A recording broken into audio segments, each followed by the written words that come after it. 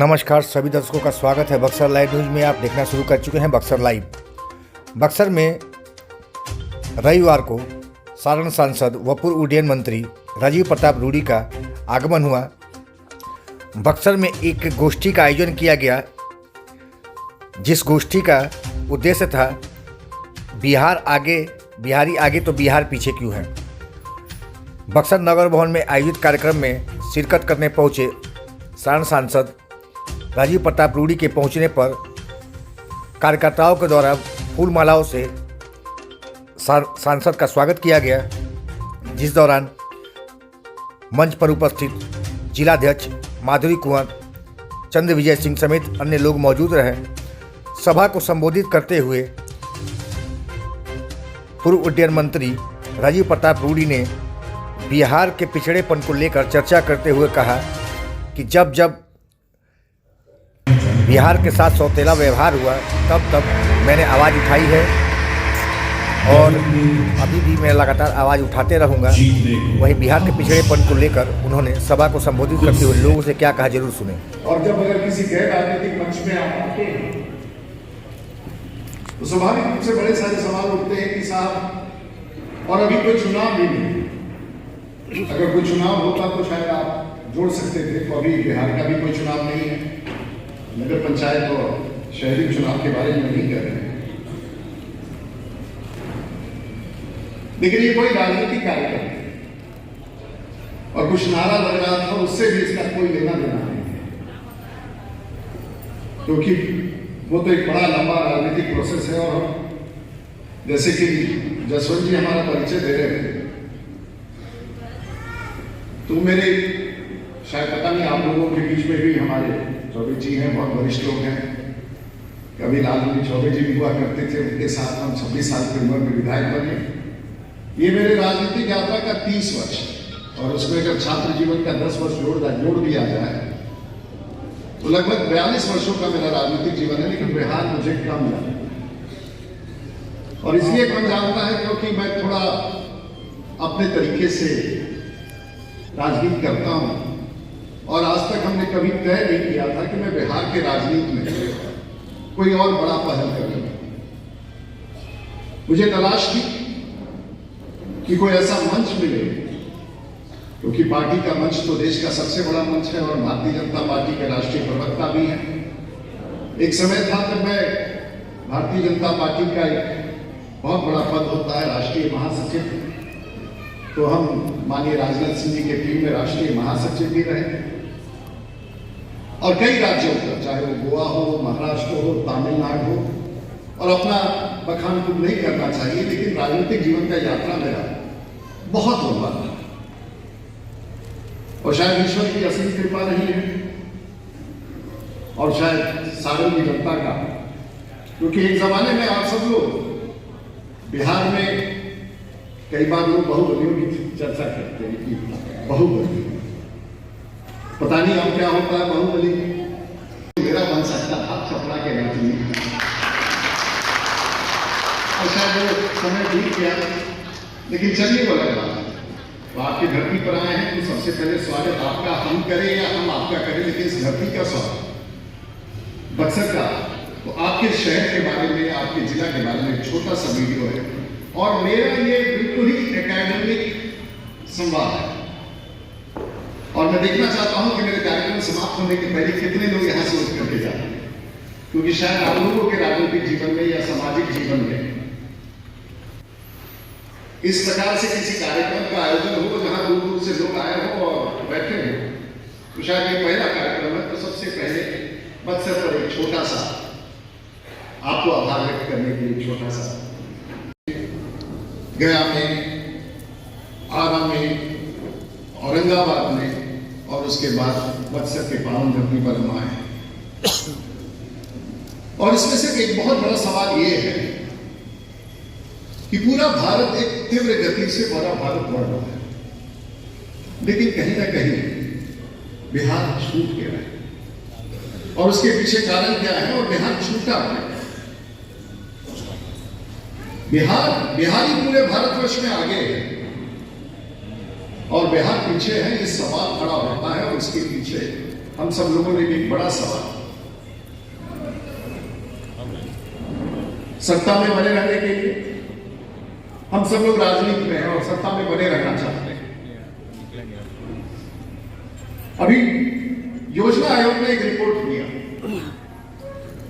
और उस रिपोर्ट का एक चित्र दिखाऊंगा।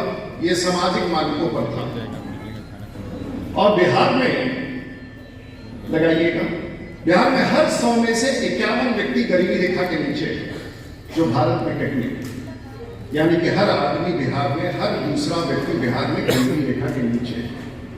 और ये मेरा रिपोर्ट नहीं है साहब, ये रिपोर्ट भारत की सरकार का है, योजना आयोग का है।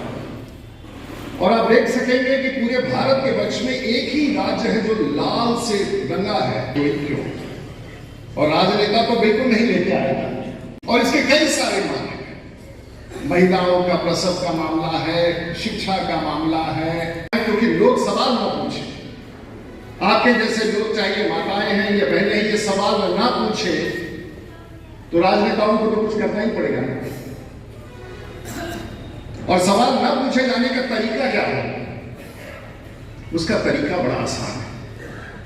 और इसके पृष्ठभूमि में मैं जानना चाहूंगा कि बिहार के साथ क्या हुआ।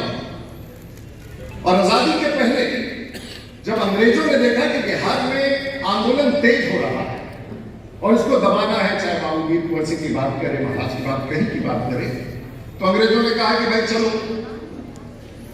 1911 में बिहार को बंगाल से अलग किया और उड़ीसा से अलग किया। और अलग करने के पीछे हमेशा ये उद्देश्य रहता है कि कुछ लोगों को अपने नियंत्रण में लिया है। तो चलिए वो भी खत्म हो गया, बिहार बट गया। 1911 में बिहार की स्थापना हुई और 1947 में आके हमें आजादी मिली।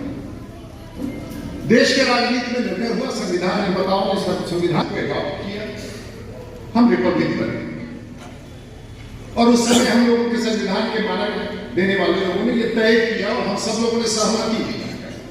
हम लोगों ने कही कि भाई ठीक है, समाज में कुछ ऐसे तबके हैं जिनको आरक्षण देना जरूरी है, और संविधान में ही हम लोगों ने प्रावधान किया और कहा कि चलिए अनुसूचित जाति और अनुसूचित जनजाति को आरक्षण दें। पहला 10 वर्ष के लिए किया गया, आवश्यकता महसूस हुई, पिछले 70 साल से हमने उसको बढ़ाया। सचमुच मेरा भी मानना है कि वो बड़ा काम था और ऐसा होना चाहिए था, क्योंकि सचमुच एक समाज को हमारे समर्थन की जरूरत है। लेकिन लौट करके तब अगर बिहार की तरफ आए तो 2000 में बिहार में एक और माहौल बना और हुआ कि भाई राजनीति में बने रहने के लिए कुछ लोगों ने देश में एक और बड़ा निर्णय कराया। और शायद आप लोग स्वर्गीय विश्वनाथ प्रताप सिंह जी को भूल गए होंगे। उन्होंने एक निर्णय लिया, सही था कि गलत था, और उन्होंने गिनती के आरक्षण पर कहा कि देश में पिछड़ों का भी आरक्षण होना चाहिए। पूरे संविधान ने एक्सेप्ट किया, सब लोगों ने एक्सेप्ट किया, आरक्षण हुआ, अच्छा ही हुआ होगा। और हम सम्मान के चलते हैं कि समाज को बनाने के लिए, बढ़ाने के लिए इस प्रकार का आरक्षण जरूरी हुआ। हम सब लोगों ने सहमति दी, हम सबकी सहमति उसमें बनी। लेकिन मामला वहां रुका नहीं, मामला वहां रुका नहीं। और फिर 2003 में आकर के फिर कुछ लोगों ने कहा कि साहब बिहार की सत्ता में अब बने रहने का थोड़ी कठिनाई हो रही है, 10 साल का राजनीति हो गया है, तो बिहार के साथ कुछ करना चाहिए। और फिर एक नेता ने तय किया कि बिहार को सत्ता में बने रहने के लिए हम बिहार को भी बांट दें। और बड़े राजनीति के तहत, क्योंकि जिस प्रांत को बांटा गया वो आज झारखंड है, और जिस प्रांत को अपने पास रखा गया वो बिहार है, ना झारखंड का प्रगति हुआ और ना बिहार का प्रगति हुआ। हम लोगों ने राज्य को बांटा, लेकिन वहां तक मामला गया नहीं, रुका नहीं। फिर उसके बाद जो सत्ता में लोग आए, उन लोगों ने कहा कि देखिए लगता है कि फिर सत्ता गड़बड़ हो रहा है। तो उसके बाद तय हुआ कि बिहार को फिर थोड़ा सा एक बार बांटा जाए, क्योंकि इससे पहले बिहार के लोग जग जाए, एक बार फिर बिहार को बांट दें। और 2003 अति पिछड़ा में बांट दिया, और वहां तक पेट भरा नहीं हुआ। हम लोग उसके आगे बढ़ गए, कहा कि दलित से भी अकेला काम नहीं चल रहा है, दलित को भी महादलित में बांट दिया। और ये सिलसिला बिहार के साथ चलता रहा और परिणाम है कि 70 साल में आप लाल के घेरे में बने रहे, आपका नजर उधर गया ही नहीं, आप तो गरीबी के मार झेलते रहे, आप गरीब बनते रहे, आपके समाज को बार बार करके बांटते समाज को बांटते रहे, हम लोग लगातार काटते रहे और कहते रहे कि सत्ता में बने रहने का। और अब सुनते हैं कि फिर जो है सत्ता बदलने की गुंजाइश दिख रही है और फिर लगता है कि ये बात समझ में आ गया है लोगों को। सुनते हैं कि पिछले 6 महीना साल भर पहले फिर सुनते हैं कि कोई गिनती कराने लगा है। तो जब जब सत्ता में परिवर्तन की गुंजाइश दिखती है, राज्य में गिनती शुरू हो जाता है। और अभी भी शायद राज्य में गिनती चलना शुरू हो गया है, ऐसे सुन रहे थे अखबारों में, नहीं सुनाई दिया आप लोगों को। तो इसका मतलब क्या है कि फिर सत्ता हिलने वाला है, इसलिए फिर गिनती शुरू करा। और जब जब सत्ता हिलने वाला हो तो बिहार में गिनती शुरू हो जाती है। लेकिन एक बात बता दें आप लोग, चाहे जितना मर्जी गिनती करा लीजिए, आपने हमेशा मान के चला कि गिनती कराएंगे, इसका चेहरा नहीं दिखना चाहिए। हम अब भी नहीं मरे हैं, हम आज भी जिंदा हैं और बिहार की धरती पर हैं। और आज बिहार से तो 2 करोड़ लोग पिछोड़ के गए हैं। मैं वहां से शुरुआत करता हूं कि वो हमारे नहीं गए हैं, वो आपके इस गरीबी के कारण देश और दुनिया को बिहार छोड़ के गए। मैं वहां से शुरू करता हूं। और आप देखिए पूरे भारत को बिहार चला रहा है, लेकिन बिहार नहीं चल रहा है। और उसके लिए मैं शुरू करता हूं एक छोटे से वीडियो से। है कोई कुर्मी है, लेकिन जब वो व्यक्ति देश के किसी कोने में काम करता है तो ना वो कोयली है, ना कुर्मी है, ना कुशवाहा है, पूरे भारतवर्ष में लोग उसे बिहारी कहते हैं। तो आखिर में ऐसा क्या है कि वो व्यक्ति जब सुना और जब गिनती कराने की बात आप कर रहे हैं ना, तो एक काम आप जरूर कीजिएगा। हमको गिनती कराने से कोई आपत्ति नहीं है, लेकिन एक बार राज्य सरकार से उठ करके आप लोगों को कहना पड़ेगा कि एक बार गिनती करके करा दीजिए कि बिहार से 2 करोड़ लोग जो बिहार छोड़ के गए हैं वो किस जाति के हैं और यहां से क्यों गए हैं। मैं कुछ भी करने के लिए नहीं कराएंगे, वो गिनती इसकी कराएंगे जो यहां दिख रहा है, जो सामने में आपके आ गया हो उसकी गिनती कराएंगे। तो तुमको ये बर्दाश्त नहीं हो रहा है कि ये अभी भी जिंदा है, ये मनवादी लोग, ये सामंतवादी लोग, ये फलाने लोग। लेकिन हम तो आज भी खड़े हैं, हमारा नौजवान गलवान में भी मारा जाता है। हम आज बिहार की सड़कों में आपके साथ खड़े हैं और बिहार की कोई राजनीति हमारे बिना नहीं हो सकती। लेकिन फिर भी हम इस बात को एहसास नहीं करते हैं। हम तो सिर्फ इतना ही बोलने आए हैं आप लोगों से कि चाहे किसी राजनीतिक पार्टी का नेता आपके बीच में आए, कम से कम एक बार उससे सवाल तो कीजिए आप लोग कि रूडी जी जो बात कर रहे हैं सही कह रहे हैं कि गलत कह रहे हैं। इतना तो सवाल आप कर सकते हैं। हम कोई वोट मांगने की बात नहीं कर रहे। और हम महिलाओं के बारे में बात करना चाहते हैं तो दिखाइए वो सूरत की वो महिला। आपने सुना होगा कि भाई पंजाब के खेत में कौन काम करता है, तो बिहारी काम करता है। महाराष्ट्र के कपड़ा मिलों में कौन काम करता है, बिहारी काम करता है। सूरत के फैक्ट्री में कौन काम करता है, तो बिहारी काम करता है। तमिलनाडु के कपड़ा कंपनी और गाड़ी के कारखानों में कौन काम करता है, तो बिहारी काम करता है। ये बताइए ना कि आपके क्षेत्र में कितना लोग पंजाब से और महाराष्ट्र से काम करने आए, ये बताइए। तो आखिर पूरे पूरे भारत को चला रहा और बिहार पिछड़ा है और बिहारी आगे।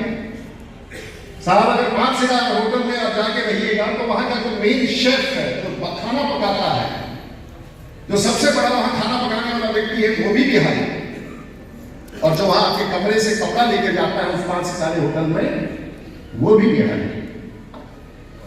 पूरा देश बिहार से चल रहा है, लेकिन बिहार नहीं चल रहा है। तो आखिर ये सवाल कौन पूछेगा? तब तक आप सब लोग आने वाली पीढ़ी को जाति के नाम पर भोगते रहिएगा। और आपका नोटिस कौन ले रहे हैं? आप हैं कौन? आप तो खड़े हैं, तो कोई समाज से है, तो कोई समाज से है। लेकिन राजीव प्रताप, किसी ने एक बार कहा हमसे कि रूडी जी आप ऐसा सा बात कर रहे हैं तो हमने कहा भाई एक बात तो स्पष्ट है कि अगर बिहार बैकवर्ड है तो हम फॉरवर्ड कैसे हो सकते, और बिहार बैकवर्ड है तो हम फॉरवर्ड कैसे हो सकते। और इतना ही नहीं है कि आपके सामने कर रहे हैं, महाराज आप सब लोग यहाँ बैठे हैं, जसवंत जी बैठे हैं, हम यही नहीं करते। और हमारे इतना भीख राजनीति आपको नहीं मिलेगा कोई करता, हम पार्लियामेंट में ही बोलते हैं। और पार्लियामेंट में हमने क्या बोला वो हम आपको सुनाना चाहेंगे। और भारत का सबसे बड़ा और तो साहब बिच्छू सब पेड़ पर एक ही साथ चढ़ता है, कोई किसी को काटता नहीं, आप भी उसी पेड़ के डाल पर चढ़ जाते हैं। बिहार तो पिछड़ा है। तो ये कहां से हम लोग अपना बड़ा सा बैनर लेके घूमते रहते हैं, अपने आप घोषित करते रहते हैं कि बड़ा फॉरवर्ड है। भाई आप सब बैकवर्ड है। थोड़ा अजीब लग रहा होगा सुन करके, कोई नाराज मत होइएगा। तो एक बात बताइए, तो ये 2 करोड़ तो जो बाहर गया है, अब देखिए सरकार कैसे चलती है। तो पत्रकार लोग बैठे हुए हैं, तो भाई आपका बजट क्या है, आपका बजट क्या है, 2.25 लाख करोड़ रुपया साल में आप खर्च करते हैं। महाराष्ट्र और राष्ट्र 20 लाख करोड़ और कर्नाटक का 30 लाख करोड़, आप कहीं हैं वो नहीं, आपको अंदाजा नहीं है कि आपकी कोई कीमत ही नहीं है। और जो अपने आप को गरीब करता है, अमीर करता है, सब आदमी गाड़ी में बैठा हुआ था। तो कोई अपने आप को बिहार में बड़ा अमीर करता है तो बताइए ना। लगने वाली 22 के 22 लोग बिहारी होते हैं। अगर दिल्ली के मंडी में अगर आग लग जाता है तो 46 लोगों की मौत हो जाती है और जल भूल के राख हो जाते हैं। वो मरने वाला 40 व्यक्ति उसमें बिहारी होता है। किसी नेता से ये सवाल आप कर ही नहीं सकते। पूरे भारतवर्ष में अगर मजदूर, अगर उत्तराखंड में एवलांश होता है, उत्तराखंड में अगर बाढ़ आता है और पत्थर क्या कहते हैं उसको,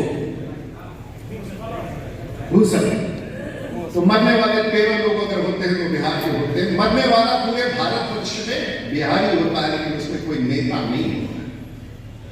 और वो जाने वाला हम आप में से नहीं है, हम तो फिर भी टिके हुए हैं बिहार में। वो जाने वाला वो गरीब है जिसके लिए आपने 70 साल में उसके साथ धोखा किया है। आप अपने गांव में घूम करके देख लीजिए, आपको दिख जाए।